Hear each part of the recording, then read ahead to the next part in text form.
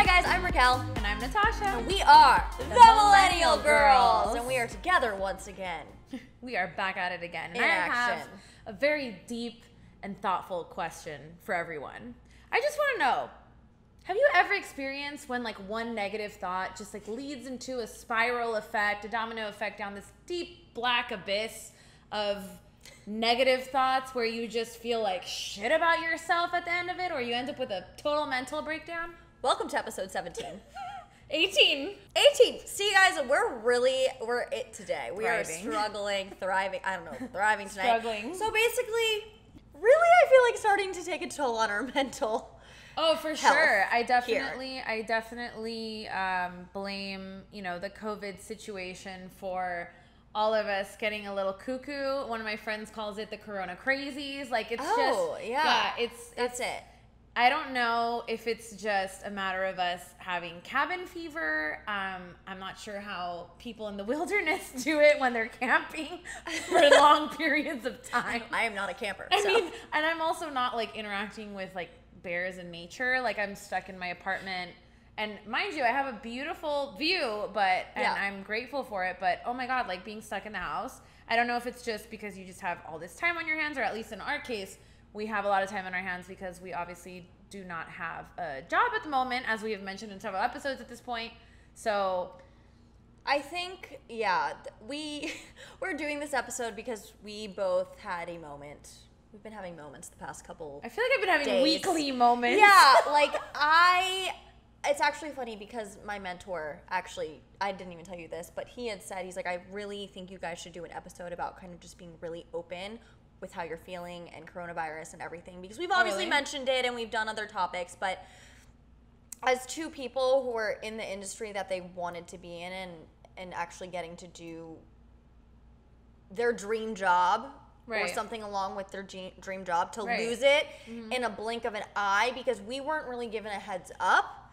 And that is a very good point, actually, because even going into this episode, I was like, okay, we're going to talk about the breakdowns that we've had and everything that's been going on. But I have to remind myself, like, oh my God, it wasn't that long ago that I interviewed Martin Garrix. It wasn't that long ago that I interviewed, Morgan Page. Someone that was the first DJ that I ever saw at a pool party was Morgan Page. And then I ended up sitting next to him and interviewing him. So it's crazy. I'm not like super starstruck by anybody, at least that we've spoken to. I don't call it starstruck. I think it's, when I got the job, I made a list of dream interviews and who I really wanted to talk to, and for the most part, Cheat Codes was on there. Got to interview them. Was it really? Yeah, because I've loved them for so long, and I've listened to their music. That's I've seen cool, them. though. Yeah, so I mean, when you're going from having your dream job and everything, and really just getting to learn so much and literally thriving, and it being taken away so quickly because of a global pandemic. And I mean, I think the only thing really keeping me sane, well, somewhat sane-ish, is if you consider this sane. I mean, we're all a little crazy. We work in entertainment, whatever. But is that it wasn't our fault. You know what I mean? Like, we didn't lose our jobs because we had horrible ratings. We didn't lose our jobs because we were bad at what we do. We didn't lose our jobs because we were late to work and cursing on cursing on air and like doing stuff like that. Like, we lost our jobs because of a global pandemic. And I think that is now I'm getting really depressed, starting to eat away at my sanity, because it's really hard when you see people still working and going to work every day, and you're like, I hate Mondays. Mondays give me more anxiety than any other day of the week, because normally on Mondays we would go to work and have a team meeting and be like, this is what we're doing this week. We have to get this, and this done. And then you're going to have these interviews. They're calling in. You're going to Dare this weekend and interviewing Cheat Codes, Martin Garrix, like, you know what I mean? And to wake up and just be like, you wake up feeling like you don't have a purpose. Yeah. Right. Literally. And that's purpose. Yeah, that's a huge struggle. And I think it's a struggle for a lot of people. And I mean, this obviously, in our case, it applies to like not having a job, which everyone else out there that is jobless or is getting furloughed or let go or whatever because of the circumstances.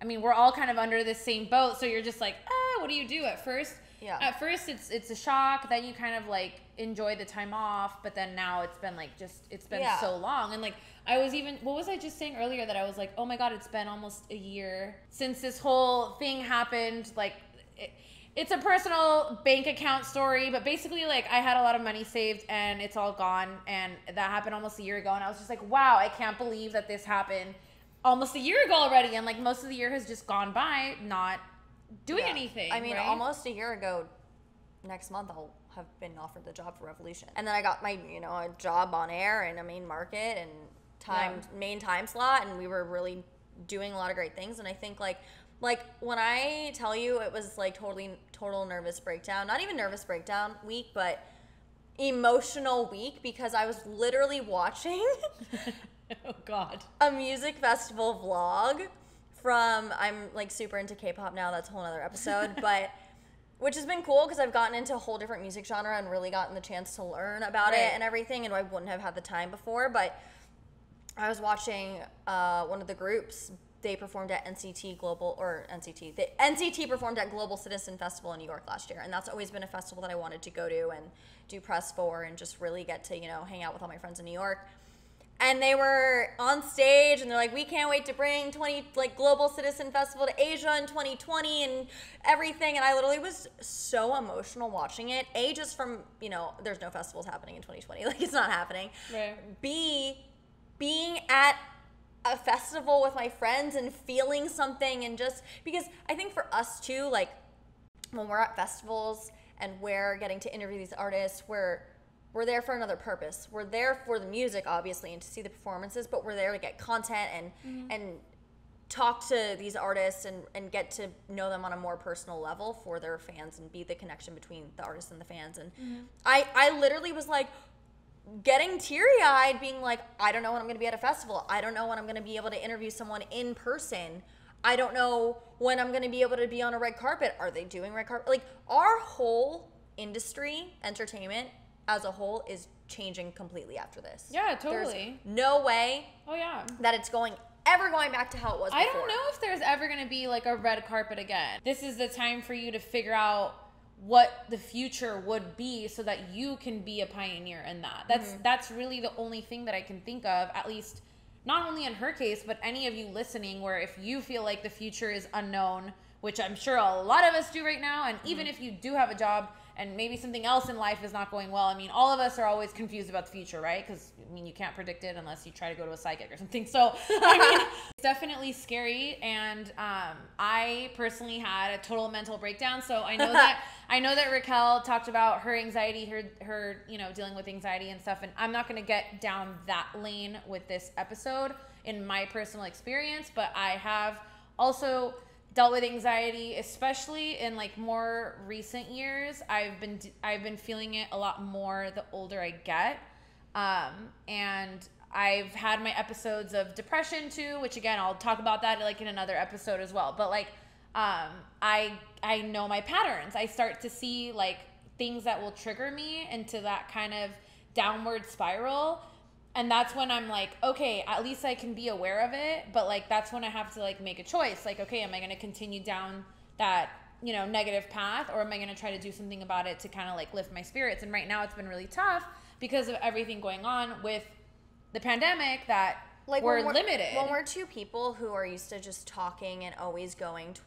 And I know we've mentioned this before, but to literally be trapped in I feel like I'm trapped. I lay in bed at night and I think about everything on the planet. Like what? Like if I'm like laying in bed, I'm like, wow, I'm 27. I still live at home. I haven't traveled out of the country. And I mean, again, this is us just being very open, and I want to travel and I want to do this, but like honestly, up until recently, this past year, we weren't even making a lot of money. Yeah, no. I wasn't able to travel out of the country. I wasn't making enough money. I was working 4 jobs at one time because you are really working your way to the top in our industry. It's not like we're making 6 figures becoming an accountant out of college. Like, we're making $8 a little bit over minimum wage at some done the math. Like you know, without certain things. And I think that's the biggest reality check. It's like I feel like that's what's killed me too. I think that like thinking about things so much is my friends who have gotten to travel and do stuff, and I'm like, well, what if we can't travel for like 5 years? Like, we're banned from certain countries. We can't go anywhere. Right. Not that I would want to travel anywhere right now out of the country. Besides because, Korea. like, yeah, we're allowed there. See you soon, K-pop. What's going on? But like, you know what I mean? Like, I was thinking about that. Like, my friends went to Coachella last year, and I couldn't go because I didn't have enough money, and it was still hockey season, and you know, it was just like that kind of stuff just eats me alive. And like, obviously that's all self kind of sabotaging, which I've started to catch myself more. But like, you know, yesterday we honestly were on the phone with each other all day yesterday for hours upon hours, and having a therapy session with each other while trying to figure stuff out. But yeah, that's what friends are for. But it's just like, I know you like wrote a bunch of stuff down. Yesterday I had a total mental breakdown. So if you follow my They are healthy. Let it out. If you follow my personal Instagram, if you recall when I did kind of a long series of selfie videos of me kind of going on a rant about a lot of different things, from, you know, putting a lot of effort into work that I'm doing and not getting paid, et cetera, et cetera. I did this whole rant. This is the day after that, if you remember. So we didn't sign a deal. Whatever deal that was presented to us wasn't what we were looking for, what we wanted. It was completely out of line. At the end of it, like my fiance comes home, and I like feel bad because he's tired, but then like I start crying because I'm like, oh my God, like I'm almost 30. And so like my thing, I think I'm like also having a bunch of breakdowns because I'm like on the border of 30 maybe, I don't know. And I'm like being really hard on myself because I'm like, oh my God, I don't have like an established career in anything. Like, then so my questions aside from Racquel's are like, you know, why did I do this decision when I was, you know, 21 years old? And I'm like, when I was 21 and I was trying to start a business with this other friend of mine, I'm like, if I would have just stuck to what we had planned, maybe we would have done something and gone, I wouldn't be in this position, because I ended up making the wrong choice. So it took us out of line from what it was we were doing. And then, so that was like the first thought. And then it goes all the way to like lessons. To like lessons. That totally changed though, because I used to always just be a people pleaser. Like, yes. And just because, you know, you learn on the job.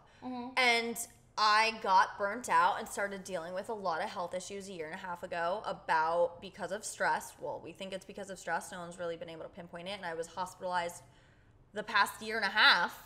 I spent every couple weeks in the hospital. So that has totally obviously changed my perspective on everything. And I think, you know, that is definitely a lesson I learned the hard way. Yeah, because of everything. No, it goes both ways. Like, I'm glad that she stands up for herself, but it's like, I also side with you at this point. Like, the old me from, and again, whatever, it takes learning and maturing. Like, that's fine. That's part of life. Duh. Like, I mean, you're not going to get everything right. But, yeah, I mean, the old me would have been like, oh, maybe we should do it if it's going to get us cash in our pocket.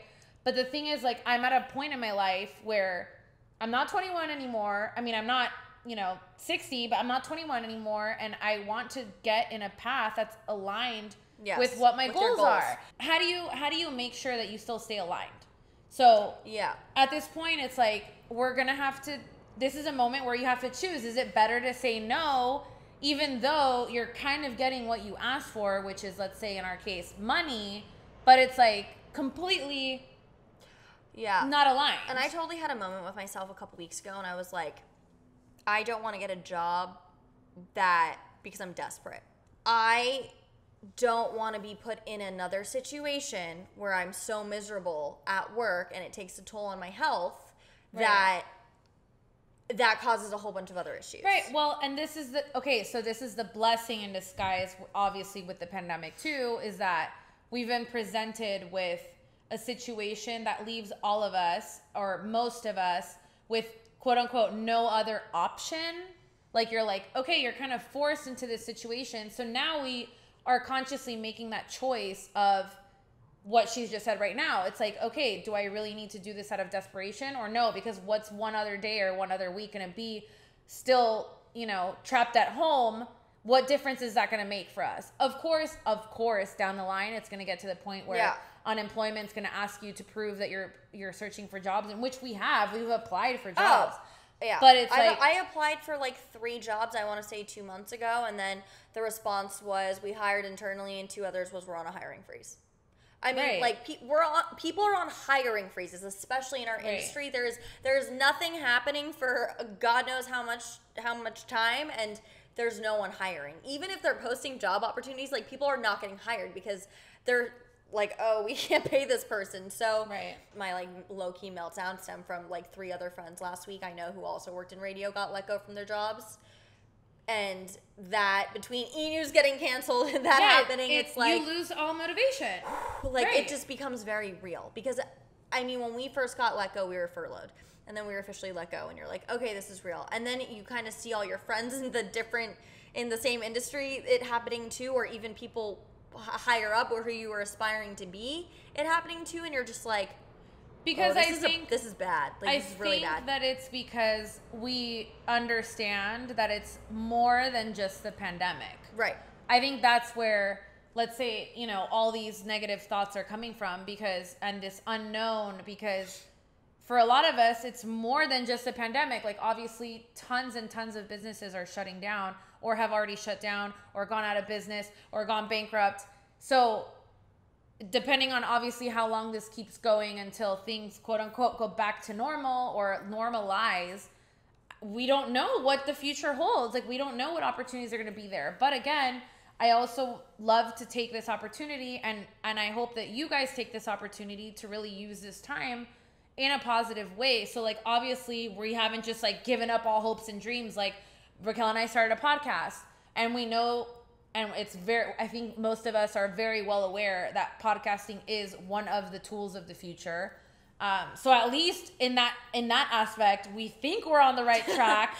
You tell us, guys, you enjoying it? And honestly, like, we're so grateful that you guys are even like listening and supporting this to begin with, because I mean, even though on those Mondays, or for me, the Monday and Wednesday, that we had a total meltdown, I mean, you guys are also the reason why we're motivated to keep doing the podcast. Mm-hmm. I mean, if it wasn't for, the 1 or the 5 or the 100 that are listening at the moment, I mean, there's no reason for us to do this at all. Right. I mean, so that's definitely, I think a motivating factor is just to always make sure that we're bringing content to the table and stuff that it's actually, beneficial, valuable for you guys, or something that you guys can relate to. And I know that you guys have been giving us so much feedback with how you appreciate that we're being so honest, or, you can relate to whatever it is that we're talking about, and that, we continue to try to be as open as we can about stuff. I mean, I'm even surprised, like, some of the stuff that Racquel said earlier, like, I'm glad that she was open about it with you guys now too, because I'm sure it's going to surprise people, but this is the situation. This is what's going on right now. And I think, one of the things that I listened to on a podcast last night called, I think on Instagram, it's the.healthcode, @the.healthcode. It's a couple, and one of the guy was saying how, 2020 is not dead. He was like, I want to start the hashtag 2020 is not dead. And he was like, I want you guys to like write out your like list of goals. And he was like saying how, his soon to be wife wrote, I really wish he shared what she wrote. I'm dying to know. He was like, she wrote these like super like unreasonable goals that he even told her. The soon to be wife and husband tells his wife, I don't think you can do that. Like, how fucked up? Yeah, he was like, what? That he admitted it. I mean, I'm glad that he was honest about it, but he was literally like, I mean, I have no idea what she wrote on that paper, but he was like, I don't, like, basically saying, I think it's not realistic, and that she already, like, checkmarked off some of that stuff. So, again, who knows, like, how wild or not it was at the time. I mean, maybe... Travel to a country we're banned from. I mean, there you go. Right. It's like, who knows what it was, but it was like, shit, like, that really did motivate me, and I'm glad that he came on solo for the episode, and I'm glad that he shared that with us, because, I woke up and I was like, that was the first thing I did in the morning. I wrote down like short-term goals that I feel like are realistic goals, and that's also something that's really difficult for me to do, is like set them or like come up with them to begin with, and like make sure that they're short-term and not like, I want an empire, how are we gonna get there, like that's not realistic. Like, we got to take steps to get there. And I think with, you know, people like Racquel and I who are so hardworking and like always want to be, you know, busy and productive, and like she said, she doesn't want to waste her time, setting those goals I think is a huge thing, because I think when all of us do stuff that's where we can like reward ourselves, like little rewards along the way, or like, is the word reward? I guess rewards, right? Like where you get rewarded along the way for like accomplishing whatever it is. Manifest.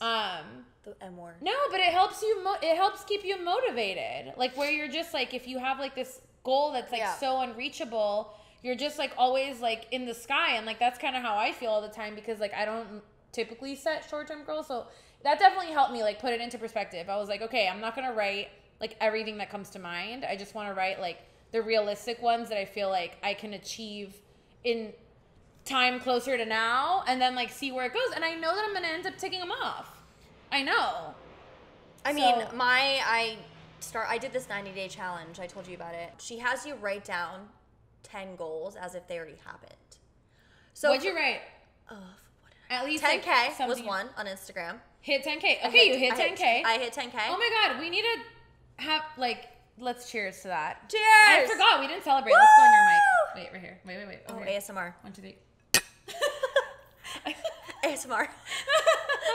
Cheers. Yeah, wait, we need to celebrate that, like, for real. See, this is what I mean. Like, this is the problem with many of us. A lot of us are workaholics. I know you guys are too. A lot of us are workaholics. We don't celebrate the milestones, even if they're mini stones, whatever. Mini stones and milestones, we're going to call them. Mini stones. Yeah, we have to celebrate those moments, because then it's like you forget that you, like, that's why today, I think I even wrote it in my stories too, which I haven't done it yet, by the way, so hold me accountable. Write down a list of your freaking accomplishments, because I feel like if I were to write that for myself, I would be like, oh my God, wait, wow, I actually did something, you know, like you feel better about yourself. That was one of the things, the 90-day challenge. So one of them was like joy, and you had to write down things that, like 15 things that give you joy, bring you joy. And another thing was like write 10 goals down that you want to accomplish as if they've already accomplished. And then another one was write down, you know, things that you have accomplished that you're really proud of. And I was like, I'm really bad about doing that to myself. Like, good job. Like, oh, you did this. I can't believe you did that, because I'm so focused on, okay, I did this, now on to the next thing. Mm-hmm. And I think that's a lot of people's problems in our industry, because it's so cutthroat, and it's so, I mean, cutthroat's the perfect word. Like, you're waiting for that opportunity. So I think maybe if we think about that more, maybe we'll not be so psycho. But like, I mean, I'm still gonna cry watching travel vlogs. So here we are. Travel vlogs, like NCT's travel vlog. That's so So what I was telling her, I put on Netflix, and I put I saw something like it was street food in Latin America on Netflix, and like I'm all about foodie stuff, but like I'm very very temperamental. So there's like a time and a place for certain themes of things I want to see. Yeah, and so I saw it, and I was like, yes, I want to see it. It looks great. I start watching it, and like, long story short, I ended up getting like teary-eyed over like a lesbian relationship, and like it had to do over food. Like I was like, what? Like what is going on? She's crying over that. I'm crying over Global Citizen Festival. Like them seeing Alicia Keys perform the first time, and they're like idols. Like that's their idol, and I'm like, holy, I need to get a hold. Like, you know, in The Incredibles where Edna's like, pull yourself together. Like that, I need to do that to myself. But you know what? One thing I want to say, like, just kind of to wrap all that up is this is another kind of, I feel like, blessing in disguise with the pandemic, because I feel like we're so used to being go, and that now that we have this moment to like stop and sit with ourselves, literally forever. That like literally everyone's like advice in life with relationships and everything is like love yourself and get to know yourself, blah blah blah, whatever. Okay, which is the next episode. So yeah, and I'm like rolling my eyes, how sad. Okay, but yes, anyways, like preaching. I mean, it's true. Yes, it's true.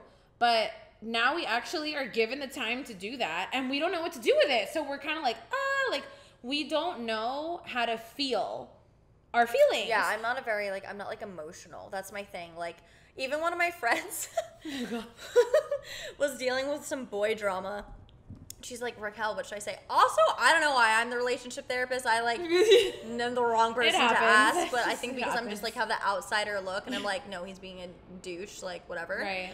But I remember she looked at me. She's like, damn, like, when did you become such a have such a black soul? And I'm like, when I started working in entertainment, like, and music industry, like, no. But you know what I mean? Like, you are given such constructive criticism. Even dancing growing up, we always bring it back to that. But like, you can't sit there and cry in the studio. Like, you take your criticism, they tell you suck, and you move on. Like, yeah, you know, I mean. No, now it's like seen another way, but yeah, and it's. Now it's abuse. Yeah.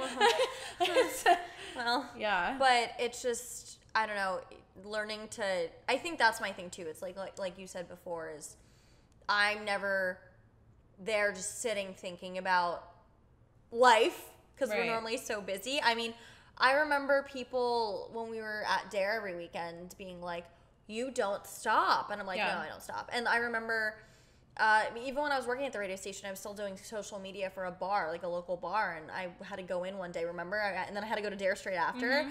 And everyone's like, holy shit, Racquel, like, you literally don't stop. And I'm like, well, that's why I have health issues. But no big deal. Yeah, but I mean, I don't know how to handle this. Like, yeah, that was actually situation. So I listened to that podcast last night, and then I listened to another one this morning. I don't know, I woke up, like, even though I had a total meltdown last night, I watched Disney, I heard that podcast, it uplifted me just like a little bit. I was still anxious to sleep, but I woke up motivated. I woke up like I felt what I needed to feel, I let it out, and then like kind of move into the next day, which like I, again, with a history with like kind of depression and that kind of stuff, I can totally be the person to like dwell into the next day or like not want to get out of bed and stuff. So like for me, that was a huge thing. I was like, oh wow, like I actually wanted to like go on the elliptical. Like, girl, and, I'm coming over. Whip out the chicken nuggets. Yeah, like we have all this time on our hands to really sit with ourselves. That's I think also, and it's hard for us all to handle. It's hard to like. It's hard to grasp the situation. It's hard to grasp the situation too when I was never home. And I think this is a conversation I always have with my friend Alex, is she traveled for work and I would always be somewhere, even at your place when we would be out in Miami and have a long weekend, and Natasha would be nice enough to be like, yeah, sleep over, it's fine. So, I mean, literally I think the first like, oh wait, I'm like home, like when we were furloughed, knew we weren't going to work that Monday, and we were officially on lockdown. Like that all happened the same week. Like we were literally not allowed to leave our houses. We had officially been furloughed, and we just were both like, oh. And how has it been being back home? I mean, I've always lived at home, obviously, but I mean, yeah, but like being there, it's been like my parents are chill. Like I'm the crazy one. I'm the one singing, dancing, acting, yelling, like in my room, and like I'm like quiet on set when we're going to record, and but then my sister's helping me with all the technology. So you're making stuff. Everyone else psycho in the house. Sorry. But it's just you're adding spice to everyone's life. That's right. I'm like, you guys are gonna really hate your life when I'm out of here. Like, so like, okay, Racquel. Yeah, but no, I get it. You get to the point where you're just like, oh my god, like when am I gonna just do it all by myself? Like, yeah, I just feel like it sounds very little girlish, but I'm in the same boat. I'm in the same boat. Yeah, I don't know. I feel like almost like a loser because I still live at home. Is that bad? Like, that's exactly what I said to Andrea last night. I was like hugging him, crying. And I was like, I was hugging my this is so funny. Eeyore pillow pet, crying. So watching the that's vlogs. So funny. I literally said the same thing to him last night. I was like, when you met me, did you know you were gonna be with a loser? Oh no! Like when I tell you guys that we had a moment. So first of all, also not only were we on the phone with each other all day yesterday having a therapy session, but then like at 10:30 at night, we both were like. I was like, I'm shutting down. Like, I'm literally not, I'm not going on my phone. And she was like, we deserve to, like, chill. Oh, my God. And then I got to her apartment today, and we both were like, after I stopped talking to you, I had a nervous breakdown. She said the same thing, and now here we are. So that's so, you know, here we are. I think I'm gonna leave it at that. It was a moment. I mean, but like, why do we feel like this? Like, why is this a thing? If you guys also feel like this, I'm sure other people do, and I hope this episode helps. I don't know if it's gonna help you. I'm gonna die if like everyone's like, no, I love my job. I love my life, and I'm like, you know what? This is actually the ugly truth. I'm gonna end it on this note. This is great. So oh no. I put up a poll on my stories, and I wrote something like, can any of you relate? And I put like yes or like a hands up or something, and then I put like no, like heart my job, like make like dollar signs. I put something like that, and I already started getting like more of that answer. So I'm like, oh shit. Well, work in the music industry and entertainment industry, and change your mind. Mind you. I don't know when it was. It was like a while ago when we were like getting close to furlough, or like when it just happened. I was like telling Racquel, like, I think, like, I don't know, like, am I gonna have to like go back and like work in a bar so I can just like make some cash or whatever? And she's like, no. I thought it was like, no, I'm not gonna let you work in the bar. I was managing a restaurant before, and I'm like, do I need to go back to hospitality? I was like, no. Like, I'm just like, I was so I made the most money I had ever made, but I was so unhappy. Yeah, and like, again, for me, I'm just like, I don't want to be back in that unhappy But then you're like, place. I was so unhappy doing that, but then now look at us, we're having mental breakdowns. I mean, they're healthy. Without the job. Peace, love, and unicorns. Love you guys. Peace, love, unicorns. Follow, subscribe. I don't know if you help us. Please follow, subscribe. Send us a therapist, because we need one. When I wrote all my list of topics to talk about, I was like, you know what? More than talking about it, I think I need a therapist. So. I think I need to take a dance class, honestly. That's my problem, too. Oh, I need a dance. Yeah. See you guys next week. Leave a comment, Peace, review. love, unicorns. Subscribe. We need help.